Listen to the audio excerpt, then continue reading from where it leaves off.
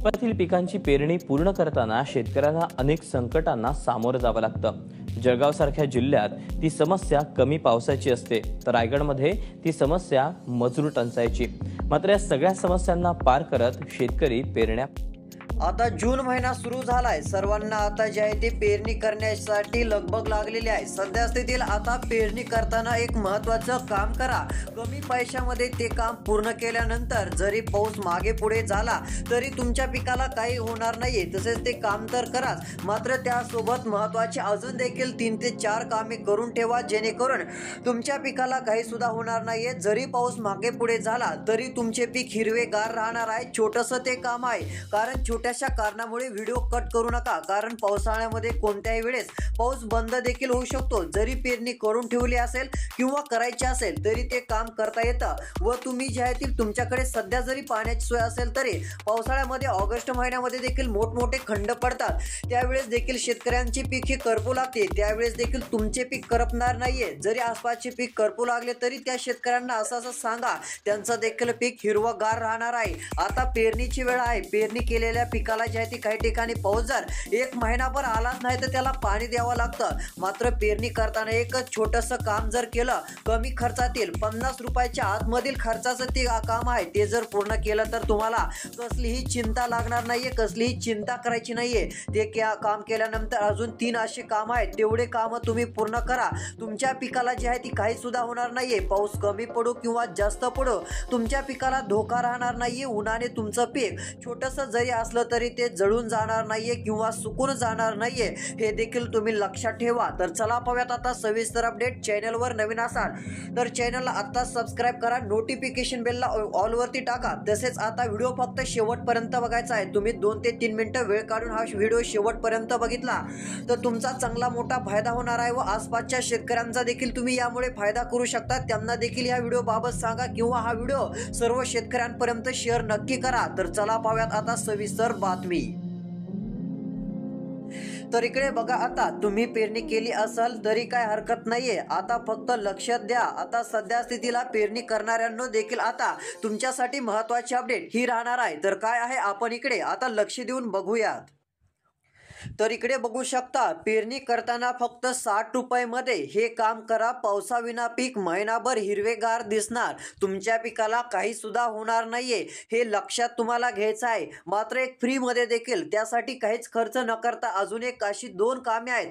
ती कामे जरी पूर्ण करून ठेवली तरी तुमच्या पिकाला जे आहे ते तीव्र उन्हामुळे कशामुळेही काही धोका होणार नाहीये किंवा जास्त जरी पाऊस आला तरी तुमच्या पिकाला जे आहे ते धोका राहणार नाहीये। तुमचं पीक हे हिरवगार राहणार आहे। उत्पन्न देखील तुम्हाला भरघोस मिळणार आहे। उत्पन्नामध्ये देखील वाढ होत जाणार आहे, हे लक्षात ठेवायचं आहे। त्यासाठी फक्त लक्ष देऊन हा 2 ते 3 मिनिटं व्हिडिओ वेळ काढून तुम्ही शेवटपर्यंत बघा, तुमचा नक्कीच चांगला फायदा होईल। तर यामध्ये पुढे बघू शकता, आता पाऊस काही ठिकाणी विश्रांती घेणार आहे, त्यामुळे काही जणांना पेरणी करायची आहे। आता काही ठिकाणी असा प्रश्न पडलेला आहे की आता सध्या स्थितीला पाऊस येणार तरी कधी। मात्र आता तुम्ही फक्त पेरणी करताना 4 अशा गोष्टी लक्षात ठेवा व 4 अशी कामे करा। ती कामे छोटीशीच आहेत, ती कामे जर पूर्ण केली तर पेरलेल्या पिकाला काही सुद्धा होणार नाहीये। तुमचे पेरलेले पीक एकदम जोमामध्ये एकदम हिरवेगार हे तुम्हाला दिसणार आहे। यामध्ये पेरलेले पीक खराब देखील होणार नाहीये व हिरवेगार व एकदम तजेल पीक हे राहणार आहे व अधिक उत्पन्न हे पीक तुम्हाला देणार आहे, ते पण कमी खर्चामध्ये।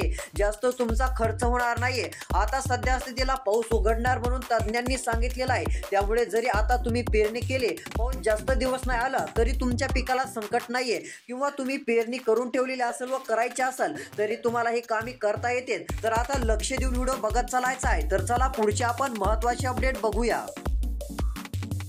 तर यामध्ये बघा, आता तुम्ही पेरणी केली असेल तरी काय हरकत नाहीये। जर आता केली नसेल तर लक्ष देखील द्या। पेरणी करताना तुम्हाला आता काही गोष्टी सर्वात आधी लक्षात घ्यायच्या आहेत, त्या गोष्टी तुम्हाला सांगतो।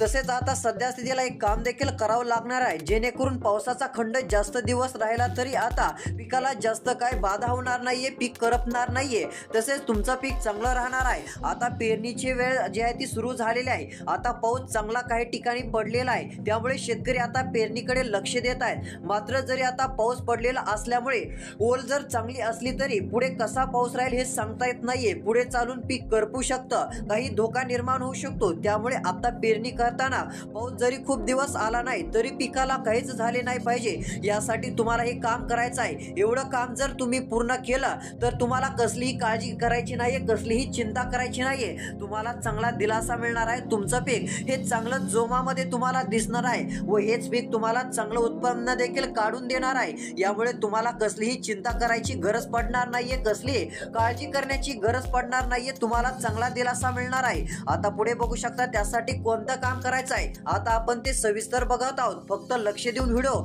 शेवटपर्यंत बघा, तुमचा चांगला फायदा देखील होणार आहे. तर इकडे यामध्ये बघू शकता आता सर्वात आधी सध्या स्थितीला महत्वाचं काम देखील करावं लागणार आहे. हे काम करण्यासाठी तुम्हाला आता 1000 रुपये, 2000 रुपये, 3000 रुपये अशी रक्कम लागणार नाहीये. तर हे काम एकदम कमी रकमेमध्ये तुमचं होणार आहे. म्हणजे सध्या स्थितीला विचार केला तर तुम्हाला वाटत असेल असे काम करण्यासाठी 50 रुपयाचा खर्च येऊ शकतो असं सांगितलं आहे. मात्र तुमच्या मनात असं असेल की 2000 रुपये लागतील, 3000 रुपये लागतील, 4000 रुपये लागतील.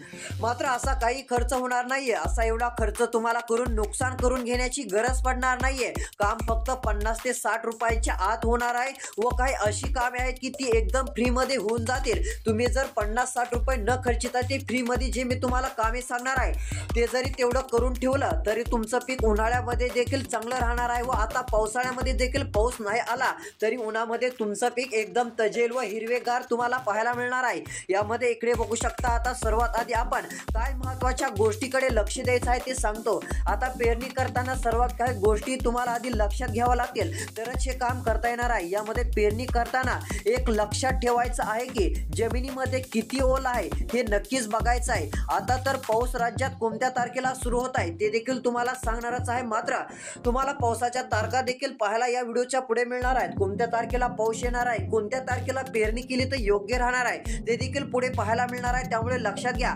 मोठमोठ्या तज्ञांचे अंदाज जाहीर झालेले आहेत, त्यांचे अंदाज देखील पुढे सांगणार आहे. कोणी म्हणतंय तर पाऊस आता सुरू होत आहे तर कोणी म्हणतंय पाऊस येण्यासाठी उशीर लागेल. मात्र आता ते यातील सत्यता काय आहे ती देखील पुढे बघावयास मिळणार आहे. तर चला आता लक्ष देऊन बघायचं आहे. तर इकडे बघू शकता यामध्ये तुमच्या जमिनीमध्ये 1 फुटापर्यंत ओल गेलेली असेल तर तुम्हाला पेरणी करण्यासाठी काही हरकत नाहीये. तुमचं पीक हे जोमात येणार आहे. त्यासाठी फक्त तुम्हाला अजून एक छोटंसं काम करायचं आहे. 4 कामं करायची आहेत, त्यातील एक छोटंसं काम जरी केलं तरी तुमचं सर्व काम पूर्ण झाल्यासारखं आहे. कारण मी अशी 4 कामे तुमच्यासाठी घेऊन आलेलं आहे.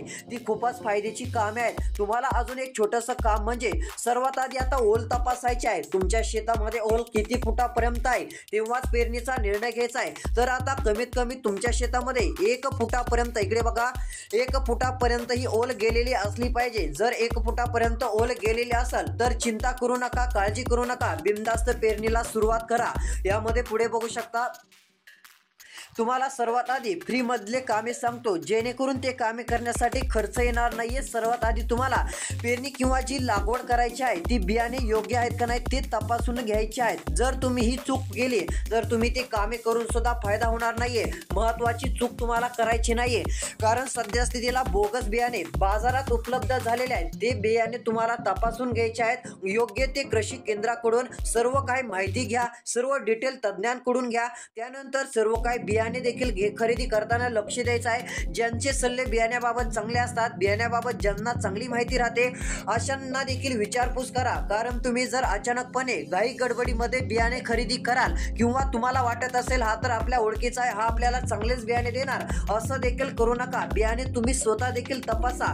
कारण सध्या स्थितीला बोगस बियाणे देखील बाजारात उपलब्ध आहेत. बोगस बियाणेकडे तुम्हाला लक्ष देऊनच घ्यायचं आहे. कारण बोगस बियाणे असेल तर ते तुम्ही डायरेक्ट ओळखून घ्या. त्यामध्ये काही ठिकाणी बोगस बियाणे छोटे साईज, बारीक साईज, काही ठिकाणी खराब झालेले देखील आतमध्ये असू शकते. सर्व काही तपासा. तशा प्रकारचं काही दिसलं, आढळलं तर ते नकार म्हणून सांगा व असे बियाणे तुम्ही घेऊ नका, हे लक्षात घ्या.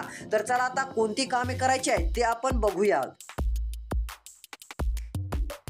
तर इकडे बघू शकता आता लक्ष देऊन 2 मिनिटं व्हिडिओ शेवटपर्यंत बघायचा आहे. चांगला फायदा होणार आहे यामध्ये. मग आता बियाणे चांगले असेल तर ते बियाणे उगवल्यानंतर आता तुम्हाला चिंता आहे की पाऊस जर आला नाही तर त्याला काही झालं नाही पाहिजे, तर त्याला आता काही होणार नाहीये. आता ती कामे पूर्ण करायची आहेत. पेरणी करताना 1 फूट ओल तपासून ते कामे करायचे आहेत. ओल असल्यानंतर पेरणी केल्यावर तुमचे पीक हे जोमात येणार आहे. तुमचे पिकाला काही सुद्धा होणार नाहीये. आता ती कोणतं काम आहे इकडे बघा. 3 कामे करा. त्यातील पहिलं मुख्य काम म्हणजे तुमच्या शेतामध्ये आता जे गवत जी राहतं ते तुम्हाला गवत ठेवायचं नाहीये. ते शेतामध्ये आता काय होतं, गवत शेतकरी काढतात, मात्र काही वेळेस काय राहतं, पुन्हा एकदा गवत येतं.